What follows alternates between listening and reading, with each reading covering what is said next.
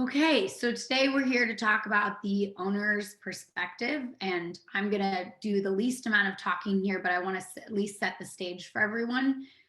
What we want to talk about a little bit is, what data do the owners care about? When do they want this data collected and why? And something that we keep going back to is, what are the tools that we have access to? What are the activities we need to use them for? And what is the output that is helpful and can be consumed by the owner specifically? So we've spent some time looking through how to analyze different reality capture tools and what reality capture means. And we've looked at radar charts. That was actually a suggestion by Carlos, who's on the call today, for outlining like what are the parameters that you're going to use to decide what matters and what output you're looking for. The other thing we want to talk about is how many different customers can benefit from the same capture data. And then what is the owner's location system during operations? How is this translated? What are the unifying translators? So just keep that in mind as we go through these questions. And for those who haven't been on the series of calls, we started out, this was Dustin and I's really crafty work. We were putting together kind of the different types of reality capture that we talked through as a group.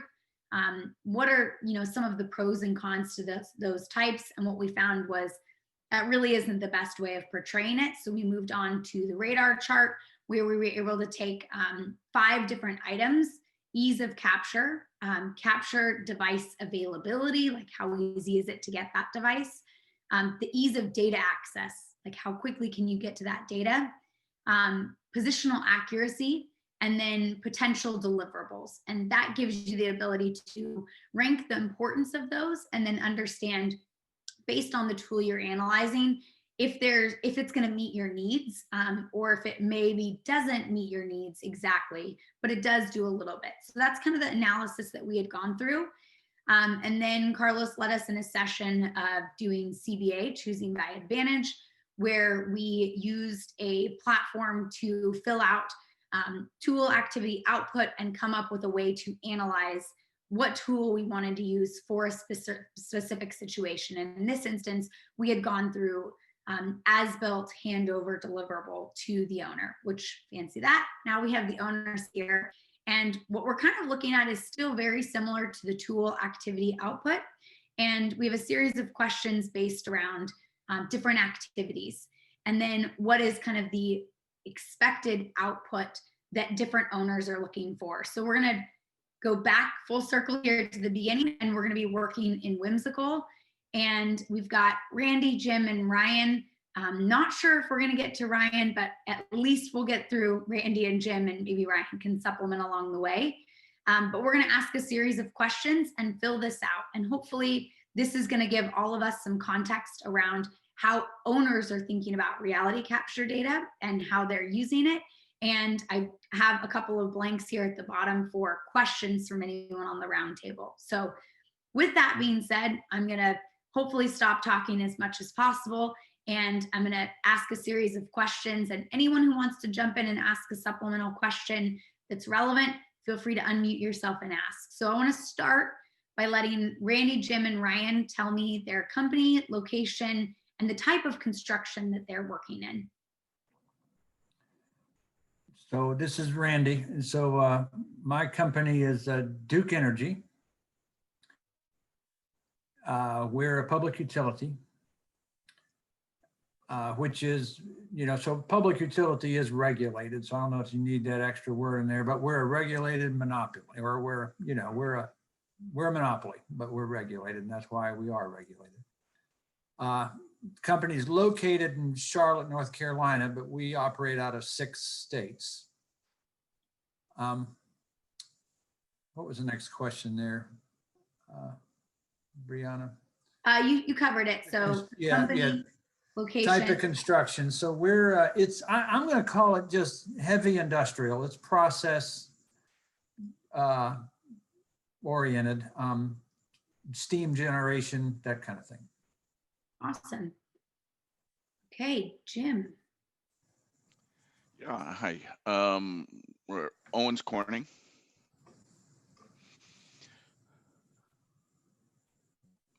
Owens, Owens. I was combining Owens and Corning and Yep. where Yep. happens when And you're typing, people watch. we're the pink fiberglass people. So that's who we are. We don't make plates and we don't make Gorilla Glass and some of the other stuff that everybody associates with Corning glass. But so we're pink fiberglass. Headquarters is in Toledo, Ohio, but we operate in 32 countries around the world, and in probably 35 of the 50 states, plus Canada, Mexico, etc. So we have 92 manufacturing facilities around the world, and probably another 10 or so corporate offices around the world. Our type of construction, very similar to Randy's at Duke, I would categorize as heavy industrial.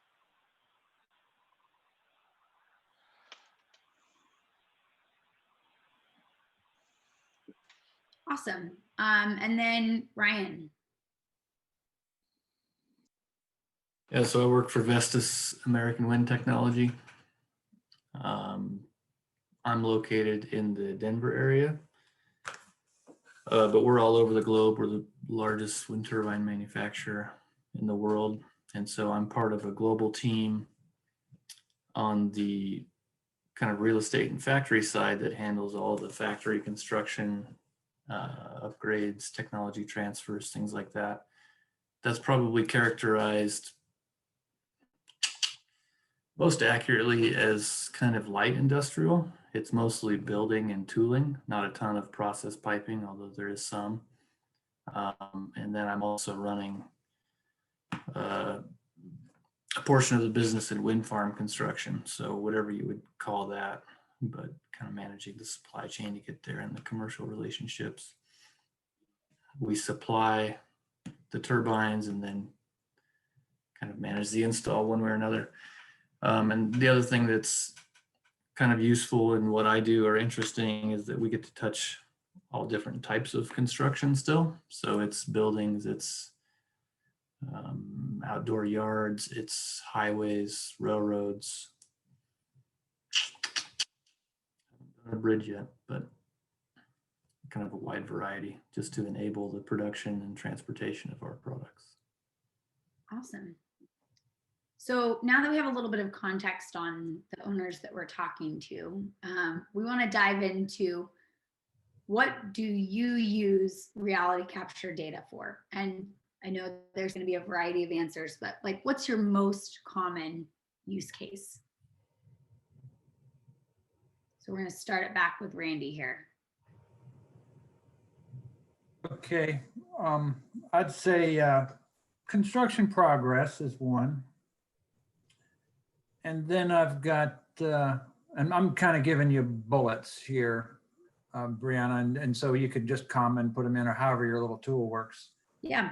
But, the other is, I'm going to call it design data collection. And that's like scanning prior to design. Yeah, or measuring. You know, you want to know exactly where something is in space. Validation. Say it again. Validation. Yeah, yeah, and sometimes it's discovery where something's really at a difficult location for somebody to get to safely, and so if we can get to it another way, that we would like to. And then I'm going to say proving a process, as in if we want to do something, but we're not exactly sure how it would work or how to install it, so we might do something, you know, call it virtually, to kind of experiment with a variety of ways to do it before we actually come up with a plan. So I call that proving a process.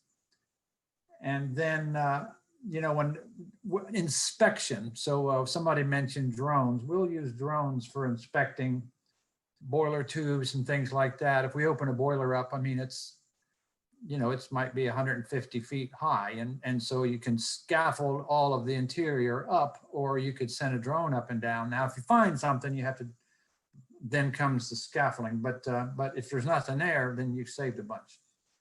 And then lastly, I put on there configuration management, because that's one where it's more of a want than it is we do it, because there's a way to manage configuration of an existing facility using some of these technologies that is much better than what we've been doing over the last 100 years. So to clarify, configuration management is more around changes that you want to make to the facility after construction. Yeah, and so keeping up with the state of the facility as we operate. So we build it in 3 years and then we operate it for 50.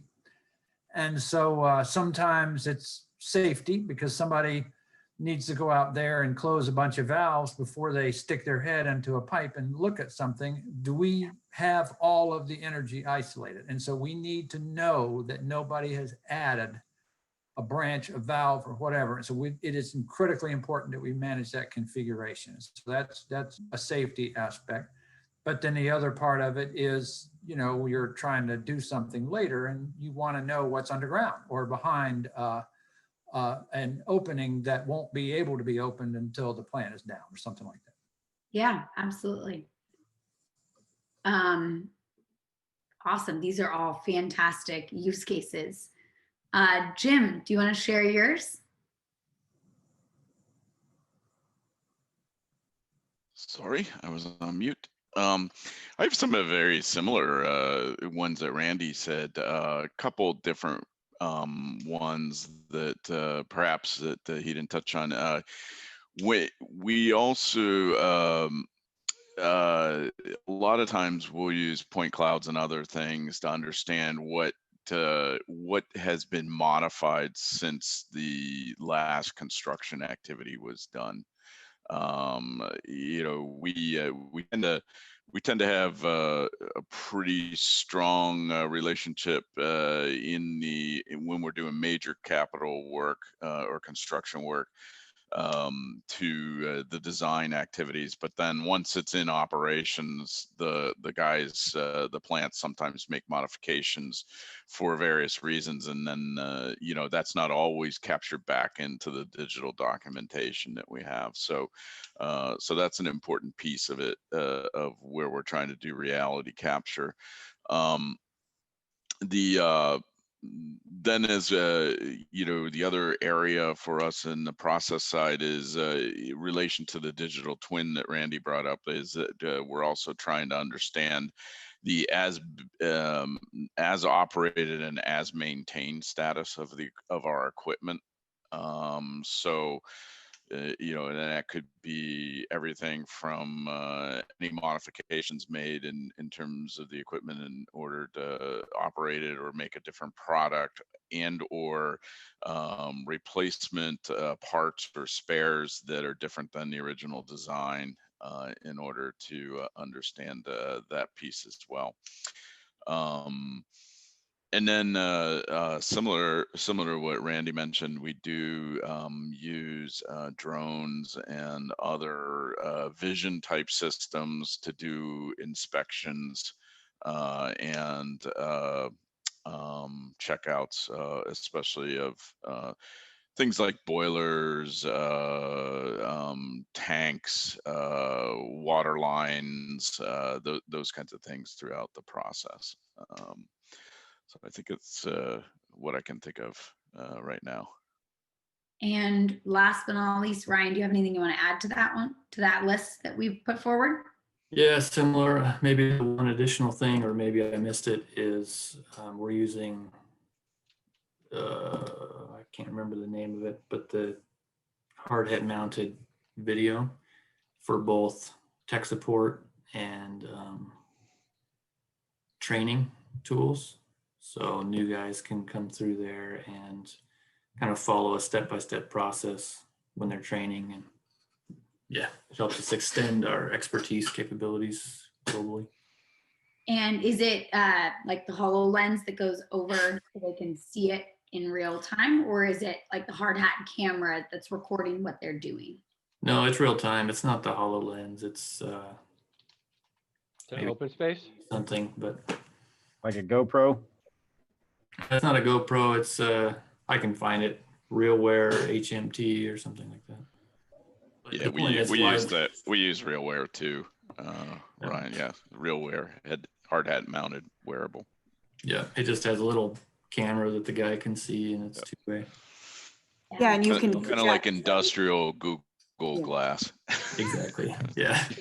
That's what I was gonna say, because you can project then maybe instructions how to do something and then still see in front of you. It's like having a little screen.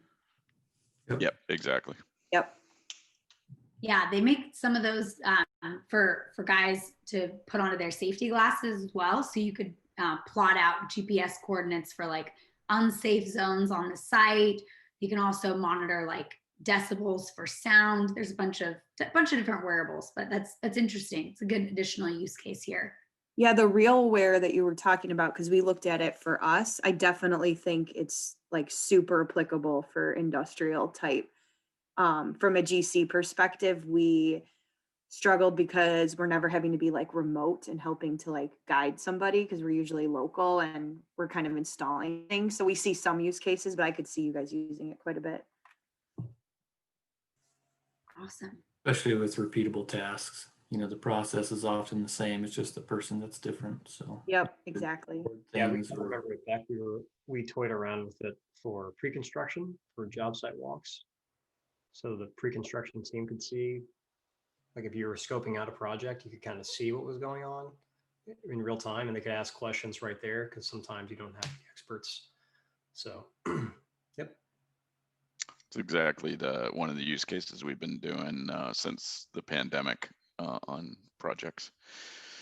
Then we don't have to have a bid tour of 10 folks in our plants when we don't want extra people in there.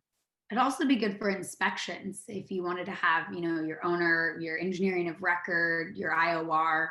You could have all those parties virtually jumping in and saying, hey, can you move over here? Look at this. That would be a really good use case as well. Awesome. So the next question here is around, what do you as the owner need from reality capture for your project life cycle? So we talked about some use cases. Now we want to talk about, what do you guys need from the information for the life cycle of your project? So Randy. I think for us, I think I need to know that, and I think I need the digital twin, the 3D model of the facility that we have.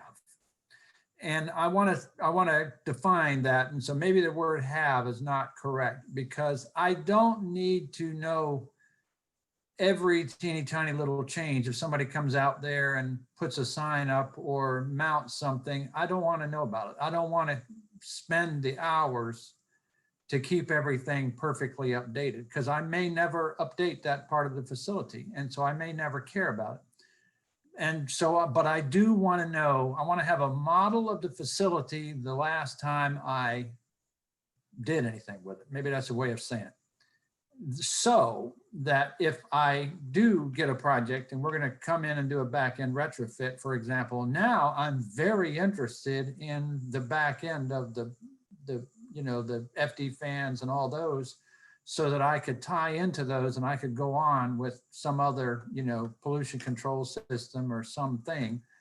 And so that's the part to where I go out there and confirm, and I don't use the word as built, I as is the model, so that we can say, okay, this is, I go there, we see what we have.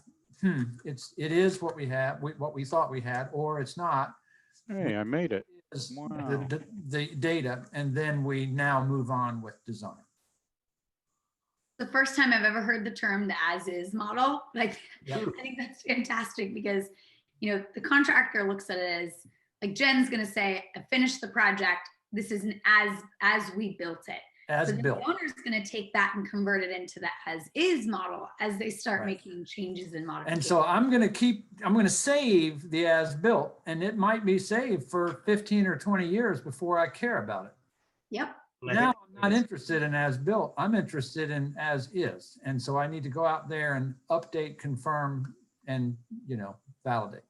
yeah, Yeah, it's funny you bring that up because that's something we talk about with owners that kind of don't understand really what they want. And I basically tell them, what are you going to maintain and need? And that's what you should focus on. So like you had already talked about it. You mentioned if it's something you're not going to care about, maybe it's not worth bogging down that information. But Right. and something big is Distracting. And so you can have so much data. I'm sorry, I talked over somebody.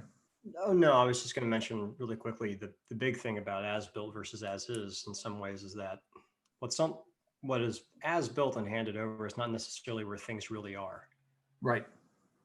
Right. So it's really important to be like, where are things really now that it's been truly handed over, which is kind of a hard Right. task to cross. And the other part of that, and I don't know if you go by James or Jim, but the other part of that is things bend or they get bumped or things happen to it. And so even if I had a perfect model of where it was and is, when I go back later, it may not be there. And maybe it was taken apart and put back together 2 or 3 times and it's changed. And so I need to know what as is. So it's reflecting the current state. So as built is a point in time, probably post construction. Right. And then as is reflects current state.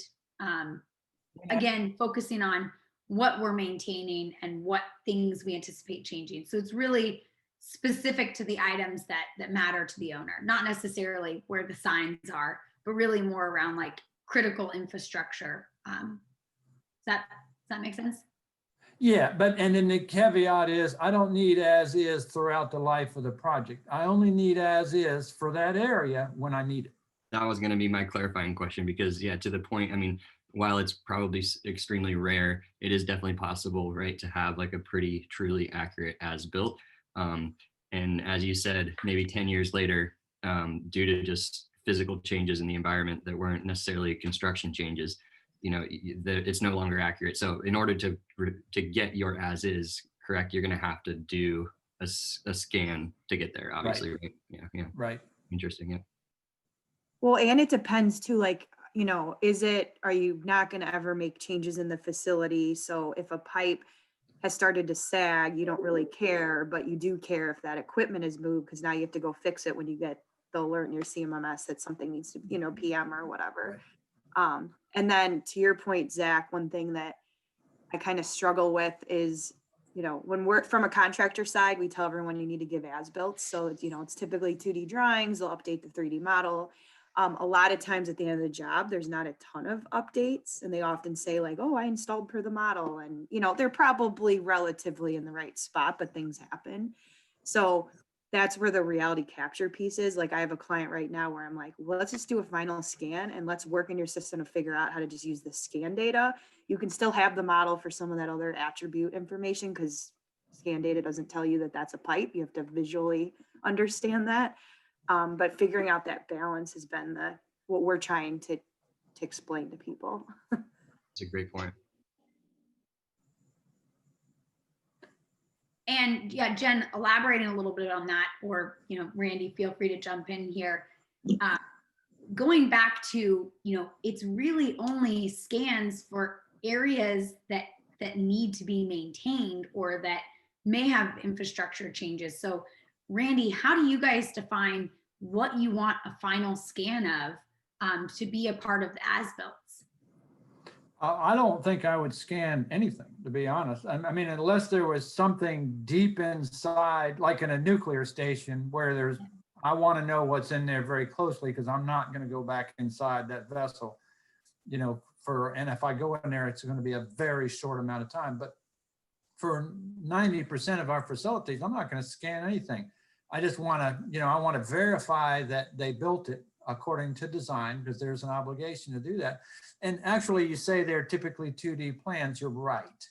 That's typically what we manage configuration with. For the Asheville site, I think there's 16,000 drawings, but there's one 3D model. Mm-hmm. And honestly, why do we have so many 2D drawings of this 3D model? I want the model to be my configuration management tool, and the 2D drawings get stored away. They were construction documents. They are sealed by PEs, all that stuff. And so they're important, but that's not where I manage the configuration. I want to manage it in the 3D model. And I'm that, not doing that now, but that's the vision. and that's the struggle because, and I can bash lawyers because I'm married to one, so I like to give them a hard time, but a lot of it has to do with the fact that like contractually, when push comes to shove, let's say you have to take us to court, unless it's specifically written out on what aspects of the model you can rely on, they have to rely on the 2D aspects. And so because our industry, and I don't agree with this, but because our industry is historically just doing the same thing, that's all they know, slow to progress, Right. and they tend to put all their focus on 2D because they know that that's like the legal side. I have worked on a couple projects where we did rely on the model for some aspects and like got to be able to get rid of a ton of drawings. Like there's some buildings where I'm like, you can spend the rest of your life till you die documenting it. And because of the complexity, you're never going to get, we're going to have to use the model. So I agree with you. I think that's why I try to tell owners, like they just have to be smart about what they need and understand the legality. Jen, I was just going to jump in and say, the owner's the one driving this. And all of your traditional contracts say the as-builts are 2D, and each of your trade partners submit their own individual as-builts. So you've got, you know, your plumber gives his own as-builts, your mechanical guy gives their own. So all of these different core critical bits of information that you, Randy, need to be able to make a change to something that's inside of a wall are on all of these different 2D sets. And like you said, there's thousands of versions of them. But that's, you know, it could be a way of the past if we were able to leverage the current model. And if that's something that we could version off of, and we could tie ourselves contractually to it. But, you know, right now we're working in all of these different places, and it's a really tough spot to be because technology is getting there, but yet we still have old contracts that require us to do something that's a thing of the past that you as an owner, Randy, you're like, I don't even want all those. I mean, I want the 2D stuff, but I want one updated final version of the model. Right. And I'm kind of in between. I mean, and I started on the drawing board, which was very 2D. And so there's a purpose there for those 2D drawings and contracts. And this is what we're going to deliver. And yes, we did deliver this. And here it is, Mr. Owner. And so it's thank you very much. I'm going to take all that stuff, store it away in a file. I'm there. If we have a contractual issue, I'll go back to the contract documents, i.e. 2D drawings, and we'll work from there. But I want the 3D model myself to do configuration management. And as the years go on, those 2D documents, if they're paper, become trash. I think the big thing that's probably will never refer to them. You know, I was an owner's rep, just consulting out before I'd left Beck, because we did some of that too. And I think we had the contractual requirements that we put into the documentation was to build a true as-is model as a handover. The problem is, you know, now there's technology today that allows these things to be true, but you know, years ago, the cost was a lot higher. It was a lot easier to update a 2D drawing and lie on the drawing than it was to model things the right way or model them where they're really at. So while you could do it, it started upping the cost on the contract, and that's something that becomes hard to accept on the owner side, and sometimes something general contractors are unwilling to take a risk on, or design firms are unwilling to take that risk on, or just don't maybe have the time. So what about simpler solutions like as-built photographies? Like nowadays, you can just walk around and do 360 photos before you put drywall up or whatever finishes you have. And it kind of gives you a really good idea of what's in there. And it's much simpler than updating an entire model. Is that something that an owner is interested in? So I think it really depends on the owner. There's a few things, like you cannot take people out of the equation. So for some owners, they might not have a really robust CMMS, you know, system. And so maybe that's fine. Others have some robust system and they have protocols in place where they need to have kind of more advanced integrations.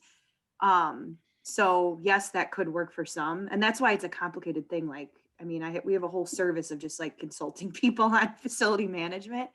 The other piece with the model, so like you work with a Pepper or any of the other great GCs out there, you know, we're going to hand you that 3D model anyways, like, you know, it's part of it. But the thing you have to keep in mind, this is why I go back to the owner too, is that they really have to demand, because the tools are out there, but you have to also look at your partnership. So we had a job with a client, or at my last company, I was working on the contracts, and they wanted the 3D model, you know, at the like to be relied on. But the owner had a direct contract with the architect and a direct one with us.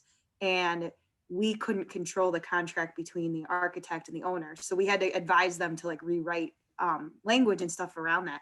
But then when you start looking at the subcontractor market, you know, there's all levels. Like you don't always get the A sub. I mean, there might be, you know, requirements on, you know, WMBE firms or things that might not have the infrastructure. So that's where owners should demand it and write it out. And then it's like, we know that's something we need to consider. I mean, I'm all about it. It's just the people side's the challenge. Totally right, Jen. I completely agree, Jen. And like, look at the output down at the bottom. So we're talking right now about the activities that we want to monitor or change or have digital twins for, but what is the output that the owner needs? What format is most important to them, to their systems, to who's going to be consuming the information? How is it communicated? Like you said, Jen, you have a whole team dedicated to working with owners around trying to figure out what their needs are. How is that communicated? How is that put back into the contract? And then, you know, with that being said, how do you make sure that the trade partners and all of the different tiers of construction all abide by what was discussed? Wow, this one question really struck a chord with everyone. Randy, you set the combo off here. Is there anything else you want to say as far as needs here? I know we talked in depth about the digital twin and what that means to you. Is there anything else you want to add to this one before we jump over to Jim? Not me. All right, Jim, let's see if you can give one that sparks everyone's interest like Randy just did. So again, the question is, what do you need from the reality capture for your project's life cycle? Pressure's on, Yeah, Jim. and actually, I just had one of my teammates joined. We finally got him into the call here, Mike Straight. So, you know, he leads kind of our digital engineering function here. So I'll probably make one or two comments and then defer to him and see what he would like to add here. A lot of what Randy said really resonates with us, and that's probably because we're in a very simple or very similar, you know, type of. We make different products. He makes energy for your homes, and I make Definitely insulation. not simple. Yeah, yeah. I mean, we make insulation products and composite reinforcements. You know, we supply to Ryan. We do a whole bunch of other things here. So you know, what's critically important, or you know, what we're really trying to drive with the digital twin is for us is kind of a total picture that combines the design, build, and operate cycles of these assets that we're putting into our plants in order to really optimize their life and cost. You know, so what in that space, you know, everybody has a different play in the ecosystem of this thing, but you know, we're really trying to maximize the asset output and asset lifecycle cost as we go. So the details behind how we did the designs, how they were actually built and constructed, and then how we're operating and maintaining them over time is just what I, you know, kind of like a digital handprint of everything that we do with that asset. So it begins with the design phase, you know, progresses through construction and as built, and then, you know, we'll ultimately, you know, integrate with the as maintained and as operated kind of scale. And we have all kinds of data coming in all aspects of those areas. So, and then ultimately what we're also trying to do in our group is, you know, we take the digital designs in 3D and we push them back into what we call our advanced modeling functions, which actually do design validation and operation validation functions that tells us how our, are our assets actually performing according to what we thought the design would actually do. And for us, that's kind of a key piece. So, those details today, I would say are at a little bit higher level, and we're trying to bring them into a more distinct and micro level of that, because then it also simplifies our process of connecting the 3D design to the detailed detailed optimization models that we're trying to run around those. So that's kind of our general theory around the digital twin. So it's in the end of the day, how do we want the data and everything? Is going to be we'd like the data in the systems that we use to do these things. So interoperability is really going to be important in the grand scheme of things. So that's like my favorite word. Yeah. So I don't know if Mike's still out there. If you have any other comments you want to add, Mike, to that. I think that was very well stated, Jim. And where I would add it is that recognizing that a digital twin for an owner may contain different information than what architects and construction elements are going to use.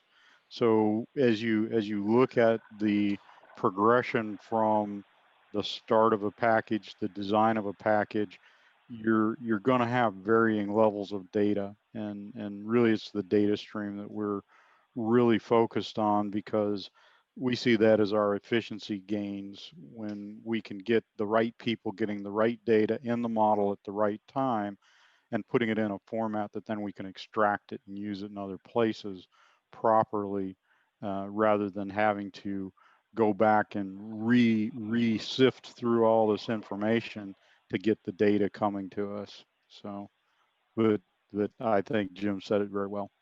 Yeah, Jim, I think you bring up a really great point, because I think before we were talking a lot about like kind of visualizing our data, but we have a big focus on that whole life cycle aspect as well, and cost. And you're not only visualizing your data and updating it using it for maintenance, you're actually like doing something with that data and analyzing it.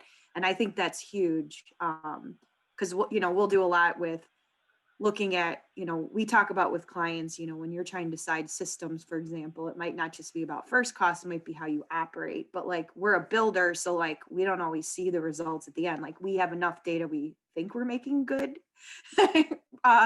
advice to people, but I think that's really interesting and fascinating. And I think we're going to start seeing more and more of that.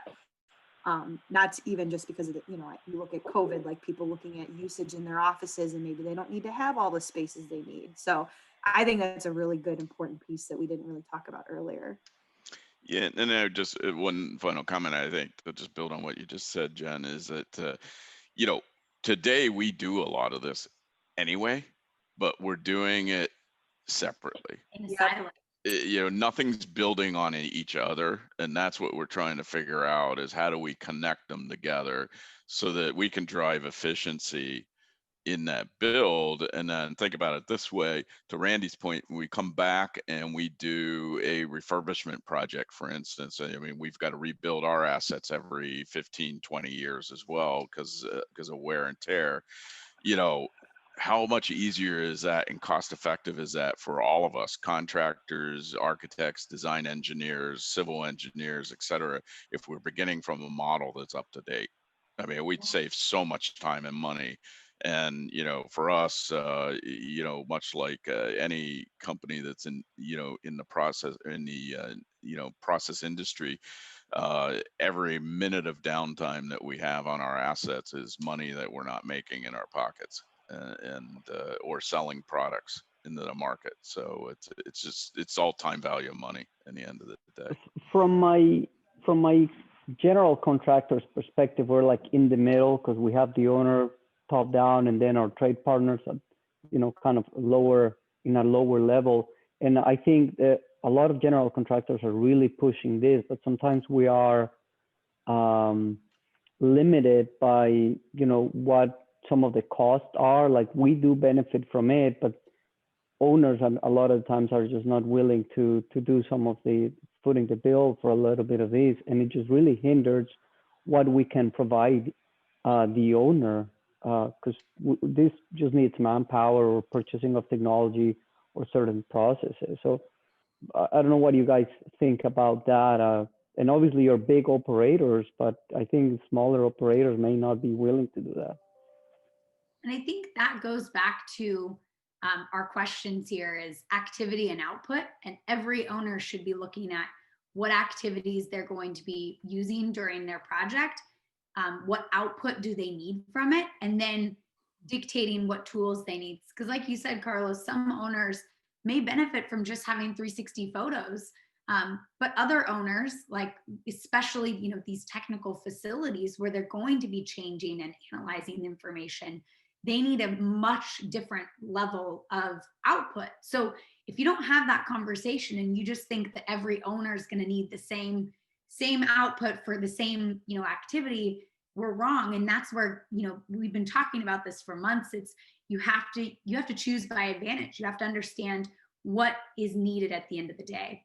Yeah, Brianna brings up a great point, and I think that on the GC side, when you're trying to negotiate on the contractual end, you know, depending on what you're trying to do, if you have a triage of something like this and you say, look, this is your best deliverable, be surprised. A lot of owners are willing to invest a little bit more for that end result, and it's really not as hard. It's just I think it's more there's a cultural problem of being afraid of asking for that. Because they're afraid they're going to like lose the job because fees are commoditized. And it's like, no, everybody's basically the same. And if the client wants something at the end and you have the ability to achieve that, an extra whatever amount of money is not normally a big deal. It's just. But I'm going to play devil's advocate for the owner, because the owner has typically been in the realm of, you know, the model doesn't do what I need it to do. Like Jim said, you know, he has specific needs for the model, and what the contractor or the architect is designing may not be in the system he needs or the format he needs. So for him, it's if the data interoperability can't be met, why would he pay extra to have the contractor do it when he would just do it himself in the platform? Yeah, Brianna, let me just say, so the common misconception out there is that the owner's pockets are limitless.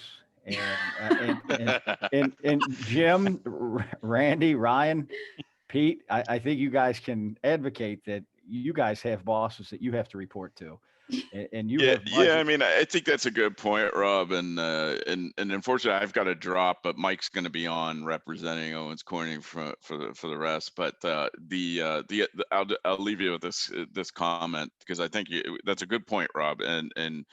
But I do think we have to have the conversation more often, because I think that we would put value on that. And with our engineering partners today, we are working with several right now where we're actually looking at it from both sides of the fence, and we see value proposition for both of us in terms of efficiency and cost. So, you know, I think I would just recommend that nobody be shy on having that conversation with us, because if you're telling me, you know, look, we can drive this much more efficiency and give you this much richer data, I would probably pay for it. I'd probably pay a bit extra for that over somebody else every day, especially if it fits and ties on our needs, right, Mike? I mean, we would do that. Oh yeah, absolutely. Or it's making sure that you have the conversation about what platform everyone's going to be working in earlier, so that you maybe don't even have to pay extra. You simply just get everyone working in the same tool set, or a tool set that has, you know, data ownership standards like CPC has been pushing for. Or just alignment, right? On like exactly what that output is. Like put most simply, it's like a design grade deliverable versus an engineering grade one, right? I mean, you can do pretty reasonably well with some of these 360 video and photo, hardware out there right now to produce an as-built from a constructability standpoint. But, you know, for Jim and the owners here, that like you said, you know, that's kind of worthless to him because he needs engineering grade level of detail, Yeah. right? Yeah, that's well put. This takes us back to our radar chart, where you could use 360 post-process imagery. You could use lightweight scans, but the owner, the most important thing may be positional accuracy. And if they weight that as a 5, they need to make sure that there's the most coverage for the items that are most important to them. So photos could work, but there's probably going to be less overlap, whereas heavy scan data may be the best tool for them. Yeah, but what I don't want to do is keep up with, instead of 16,000 drawings, 45,000 photos. I'm interested in just, one model. I mean, Yeah. to an extent, what it comes down to is like, instead of doing photos, you're doing a static LiDAR scan, which is going to take, 500,000 or a million points a second versus, 500. So oftentimes I think it can be that simple as in terms of like aligning on the output, as Brianna's mentioning, right? And sometimes it can be as simple as a different piece of hardware, right? To deliver that output. What is Yeah, but the designer, yeah, the designer did a vectored 3D model. So I don't want a LiDAR scan. I want the vectored 3D model. And then if I need a LiDAR scan of an area, because I need as is conditions, that's what I'm going to go for, that particular area. Yeah, so Randy, I think to kind of play on that, what I think it was James was saying, we need to just have the conversation, because what if we assume you need a LiDAR, because most of our clients do. It's not about like bottomless pockets and Right.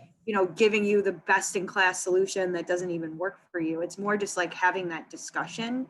And I would Yes. absolutely agree that like most people don't. Like, I love that others are thinking that why not ask the questions. The worst thing to happen is say, no, we don't want that. At least we asked the question. I did have a client where we talked about the deliverables early.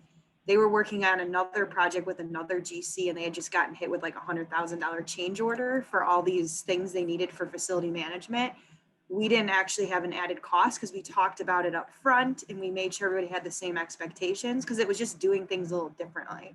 So yeah, I think it's all about a cost to the GC. It was just doing things slightly different than you would have off the and what bat. makes sense for the owner. I mean, I hate the word handover because it's like you're just tossing everything over the fence to the owner, and then they have to deal with it. Where if we just talk about it in the beginning, it's like, let's just have a handshake. Yeah, no, and I think that's a real good point that when you're talking about a handover, we have this view of, on our side, here's all these drawings, here's all these manuals, here's all the cut sheets, here's, and I end up with stacks and stacks and stacks of manuals. Those stacks of manuals end up in a maintenance shop and they never see the light of day for 4 or 5 years until something happens. And then somebody goes, well, where is this data? And, our vision is we don't want that. We want to start to build models. We want the data embedded in the models. We want the operations manuals in the models. We want the spare parts in the manuals, in the models. I want to go into a virtual environment. Now, a guy wants to deal with a problem in the field. One option might be I've got it loaded into my control system screens, and I actually have a maintenance screen where he goes, pops the model open, and he can click on the icon for the maintenance manual and open it up. Great, that's one option. Another is maybe he enters a virtual environment, walks up to the machine he's got to work on, where he puts on the Google glasses or the RealWear glasses and has an overlay of the drawings there or the model there. I mean, the technology is moving that direction, and as owners, we've got to be able to absorb some of that. But at the same time, kind of going back to the other discussion that we're having with our partners, is asking the question of, we want to move into the modeling environment. What are we doing that's causing you problems? And, one of the classic answers we got back was, well, you ask us to do a 3D model, then you want to do a 10% review. We've got to form up DWG files, hand them to you. Now they're stupid. They're broken from the model. And so we're actually saying, okay, well, we need to stop doing that. We need to be reviewing the model. I don't need drawings until the day I need to build it or the day I need to do a contract. I can do everything with the model and never have you produce drawings. So if as a contractor you came to me and said, I can save you a boatload of money if you never make me print drawings until everything is exactly right, I would be the first one to say, I'm on board. Show me how we're going to do reviews. And that's the kind of discussions that we're having now with our providers. And we're finding out there's a lot of things we ask for that cause them more problems and cost them more money than what we want to pay. Yep. Yeah. And I think one struggle we have is on the GC side is, and you guys sound like facilities people, but sometimes we're working with a client and it's like the real estate group or the project manager that's really like leading the contracts and the discussions. And at the end of the day, we hand over and the facility people have to deal with everything. I try so hard to get facility people involved early, but sometimes it just doesn't happen with certain clients. So I think that's a big thing for any owners is like, you know, how you operate and maintain a building is really like shows the true success. It can be a beautiful building, but if you can't operate or maintain it, then you're kind of failing. So that's a struggle we have is like, how do we get to those boots on the ground facilities people and have them in that conversation? Because contractually, we might not be helping them and we want to. So let's work together. Yeah, and Or the owner needs to change some of the contractual requirements Exactly. to better facilitate what they need throughout construction and facilities operations. Yep. And you know, I think depending on where capital expenditures are, you know, as an owner, you know, you have capital, and sometimes it's easier to push that into a scope of work. So if you're getting you want to get something paid for FM, it's easier sometimes to roll that into the cost of construction. Yep. It is to have it at the end of the job. So I always like to have those conversations with, you know, on the owner side too. Like, let's think about where's the money coming from. Maybe it doesn't make sense to spend this on the job yet, but it might, right? So it might increase the overall fee, but it's easier to do it now than it is at the end of the job. And then there's no money left for FM to do this additional scope. So those are kind of things that's a good point, Jen. James, you just transitioned really well because our last one here, we've got 10 minutes left, is what is the awareness of owners using reality capture data to make decisions during and after construction? So you transitioned perfectly here is, you know, what is the owner aware of that they can change or they can ask for or they can use to make decisions, whether it be during, whether it be before, I guess I could add before to this as well, and then after construction. So Randy, I'm going to let you grab this one. We've got 9 minutes left here, guys. Man, time's really flown by.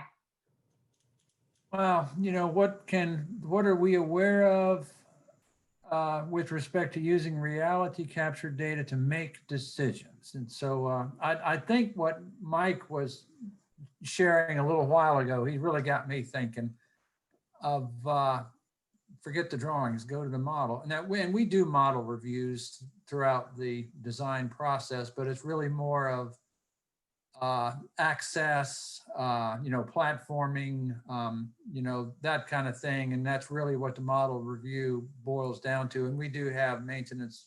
We have a team called it that comes in and helps us with those that are from the operating part of the business.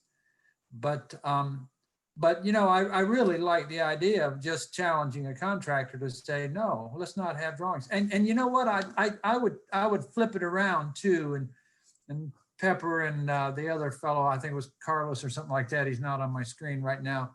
And you guys may be more in buildings, but I would almost kind of wonder, it's kind of like if you kind of tempted a customer to say, you know what if we didn't give you any interim drawings, any 2D drawings. And here's the dollar savings of not having interim drawings. And we just work from the model all the way through the project. You might, you know, every owner won't do that. Some will say, no, I want to do it the old fashioned way because that's the way we've always done it. But you might find some other owners that say, oh, tell me more, talk to me. And maybe there's something there. And so I think, you know, leaning more on the model than we've even thought of before may be my best answer for this box. A big thing, a lot of consultants or on the design side will not model the entire building. If there's something repetitive, they try to save time by not modeling certain walls or whatnot. The problem with that, by you requesting, we're going to review the model only, it forces the whole model to be made. And what that means is then all of a sudden you can ensure your square footages for office space or your takeoffs Yeah. are actually right. I've seen so many scope busts because the model isn't fully modeled. Or like for Or it was reality capture. modeled incorrectly. Exactly. And it wasn't up to par. Like they were modeling walls with CMU shapes. It's kind of like the empty seat scenario, right? Where if you're missing just one scope, I mean, I'm obviously on the civil side, so that's the one I see. But if you're just missing that one thing and you're trying to allocate space for all your different things, if you're just missing one, then you could have lots of problems. We're doing a data center right now, and the duct banks are swelling in size when they get modeled to their true dimensions. And we're running out of room on gravity piping, and gravity piping is not very easy to move, especially when half of it's been installed already. So there's something there. And another thing that sounded really interesting, I mean, the cities or the municipalities are going to be reviewing 2D plans currently. Hopefully we can convince those municipalities to be reviewing 3D drawing or 3D models, because there is a huge waste of just turning 3D data essentially into a 2D document and then converting it back for the design requirements, and then the contract requiring the trade contractor to create a completely new model of the same information. I think there's a lot of efficiencies to be had in looking at it holistically.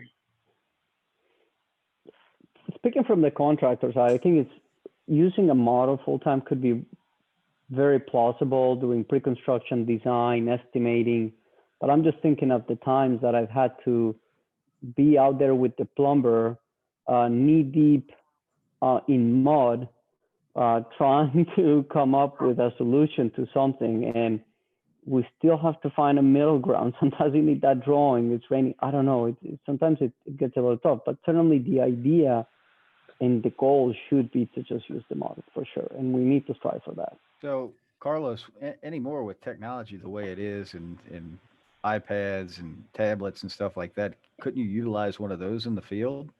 I am all the time, but we still mark up things. Okay. Somehow we use 2D drawings because it's not easy for you to do a simple illustration with your plumber or with somebody using just a 3D model, right? Like draw a schematic, draw a sketch, something like that. So there's still a little bit of a middle ground that we do need some 2D. Yeah, especially Carlos, you are on the mark, and so you think of them as sketches, and so cut that 2D drawing off the model, go out there and step into that mud with that plumber, figure out how to do it, and when you're finished, if you need to change the model, change it. If not, throw that 2D drawing away. Yeah, but that would be contractual too. Like, oh, do I call the architect? No, it's not contractual. You're feeding that guy, and it's like we need to, this whole, and I'm like. I've had engineers that would say, now in a power plant, it's different than some of these things you guys do, but the engineer would say, oh, I don't want to draw that fabrication drawing or those spool sheets because I might make a mistake. And so it's like, wait a minute. So you're telling me you're going to hand it to a guy standing in mud there and have him figure it out? You think that he has a better chance of getting it right than you do? I think I need a different engineer. And so it's a matter of stepping back and thinking, what is it we're trying to accomplish here? And there's a right way to do this. I've actually taken some comfort in being able to give two-dimensional stuff to an individual on a 3D PDF, and their initial glance at it is, that's exactly what I'm looking for. Now, can you give me 15 pictures of the rest of it? And I say, just click that button and it flips it to an isometric view, and they're like, what did you just do? I didn't do anything. I gave you the picture and all of the rest that you're asking for in one picture. It's one PDF, and you have the ability to get the rest of the information you want. And it makes them step back and go, oh, I can get all of the information without asking you to interpret what I'm expecting. And if I, Someone if said I it, don't yeah, have, that ability to go from 2D to 3D flexibly within a single like a single is just, you know, you provide the medium for which the individual trying to digest it prefers to use. And as long as they're like actually connected and you can flip flop, which is a nuance, and it is happening today, but it's a newer thing, you know, that sort of gets there. Yeah, I But mean, the 3D PDF's a good example of like a simple solution to just putting 3D models in people's hands. When I was in design, we had a subcontractor who every single RFI I ever got was a 3D PDF. And I whipped through those answers faster than anybody because it was so easy to just get to the point. They didn't have to scribe a bunch of words and have 6 million section cuts. and it prevents them from printing 15 different pictures from Navisworks and then complaining that, well, you just changed it. Well, yes, I did, because it's being updated daily until we're done coordinating. Yeah. I'm so excited to hear Jim and Ryan's input on this other card, this awareness. I know we only have a minute and a half. I feel like capturing at least one of their input on this last. No, I'm just laughing because, you know, now we're talking about like what format do we want to use? We've gone back to that we need. We're generating an RFI. The tool is, are we using a model? Are we using a sketch? And then what's the output? We need it back in the model at the end of the day. So we've gone right back to those three things again. Okay, yeah, so we do have a minute left here. Do we want Jim to share his last one? I guess Mike is now here for Jim. Yeah, I can share it. I mean, you know, this is a really good conversation. You know, the point I guess I would probably make to you is the last plant we built in India, we did a full 3D model for it, and we presented and handled it in Navisworks. It was really a very, very effective tool. The one mistake we made was that our Indian partner that was doing the work decided to use a university level copy of Navisworks, so they never completed the clash detections.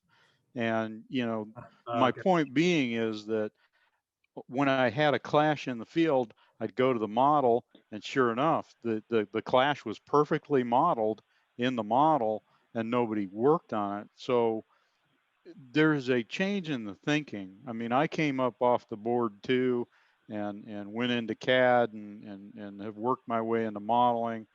And you know, the answer at the end of the day is changing a little bit in construction and especially for manufacturing. I probably in the power industry they're a little more strict, and we were stricter in the petroleum industry.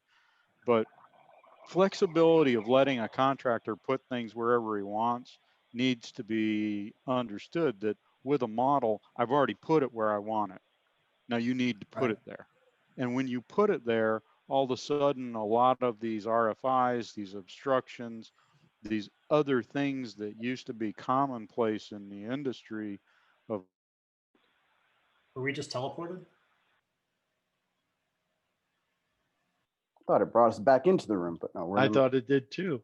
But Hey. I see some new players here, so we're back in. Up next, Reality Capture with Brianna.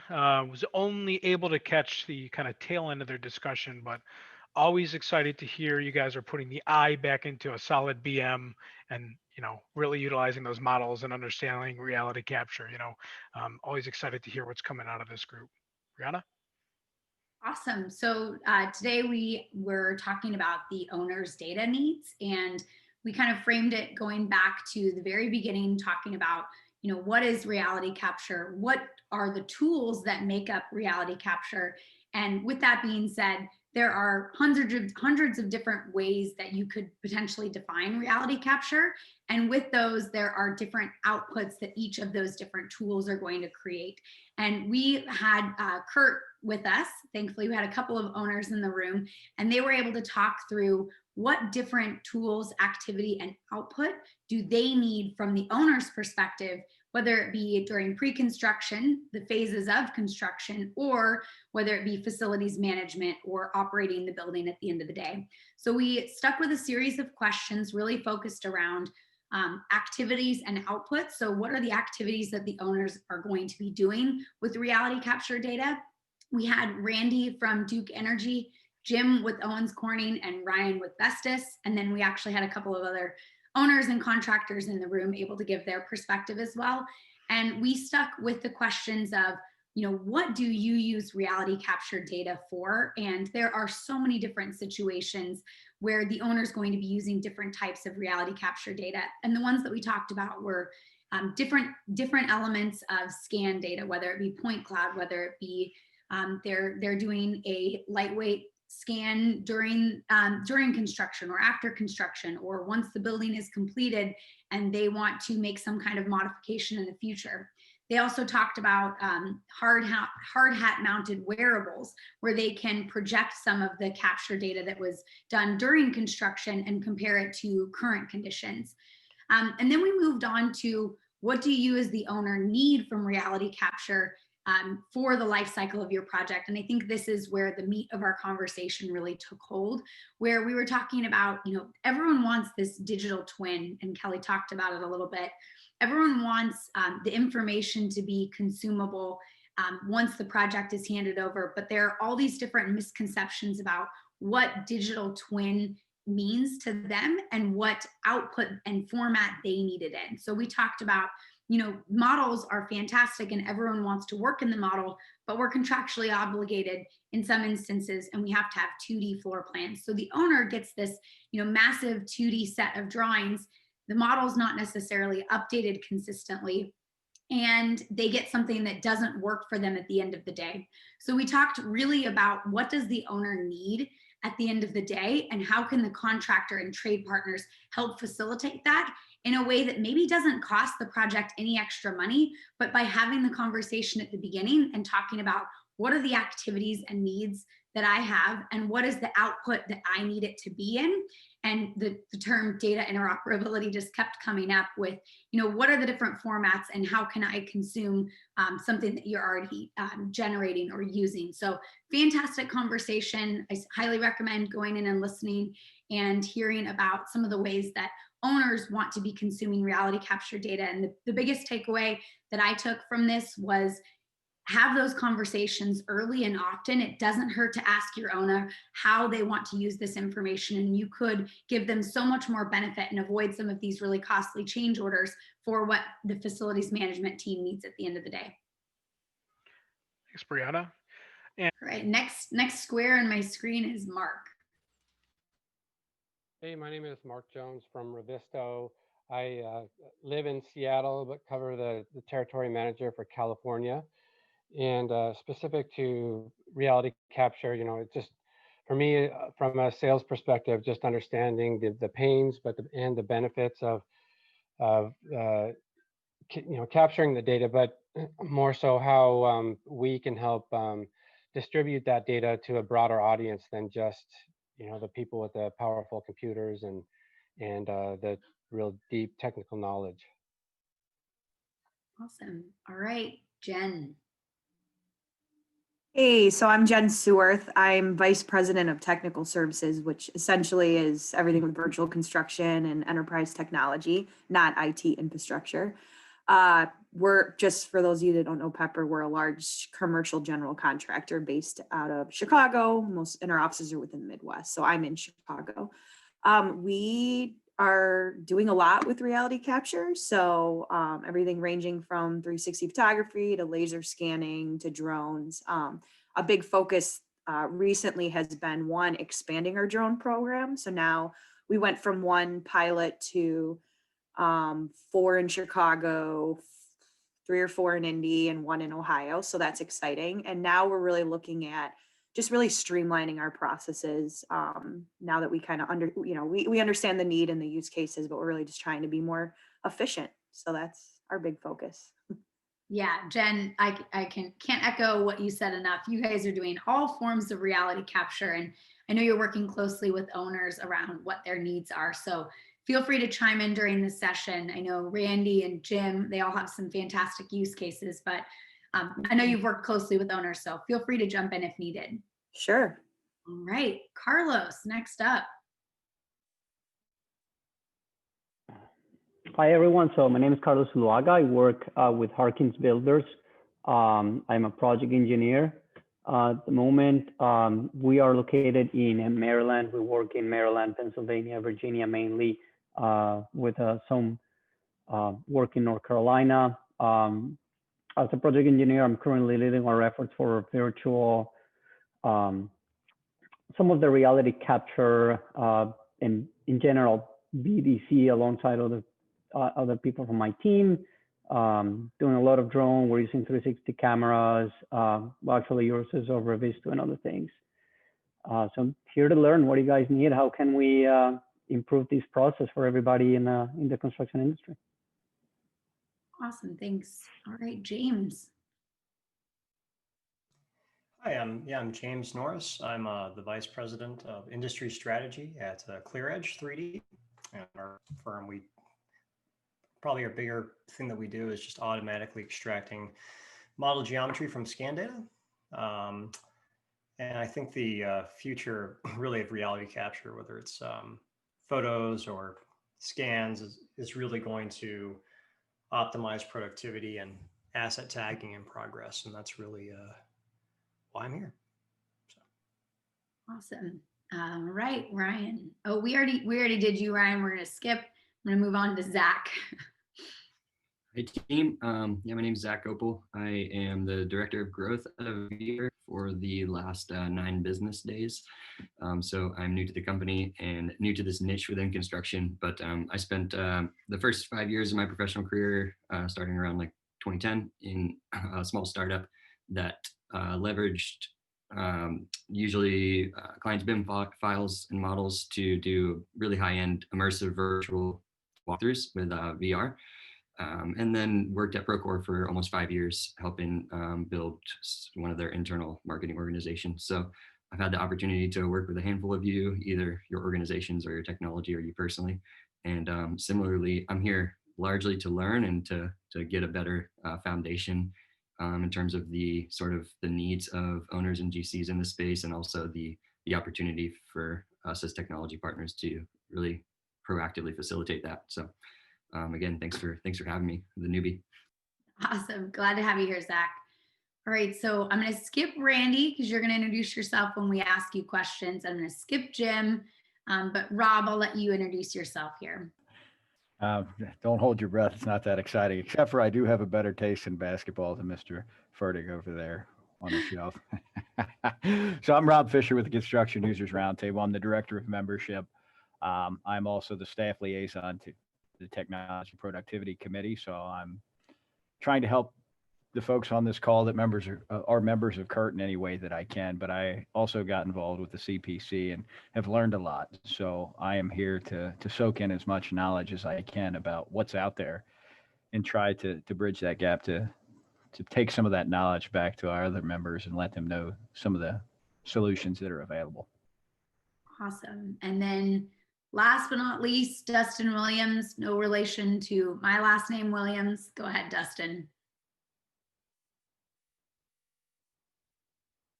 Who I'm not sure he's going to be able to unmute himself right now. So Dustin, if you hop back on, let us know. We'll let you give a quick intro, but he's with Flywheel AEC and he's more focused on, like I said, drones, post-processing of 360 capture or lightweight scans. Can you hear me now? Oh, got you now. Sorry, yeah, no, that introduction works. I just wanted to make sure my cell phone was connected to the computer also. Thank you. We got you now. Anything you want to add to that, Dustin? I wasn't really listening. I was trying to unmute my computer. Why don't you give I think that probably covers it. I just have, like 10 years of experience as design engineering for civil, and we do a lot of civil BIM and connecting civil BIM and like typically more civil related reality capture, whether that's laser scanning or drones. Do a lot of drone work, and yeah, I think I would love to hear today how all this data we're capturing, maybe in the design phase and then through construction, how we can use that later on in operations and maintenance and derive some more value out of it. after construction is complete. Awesome.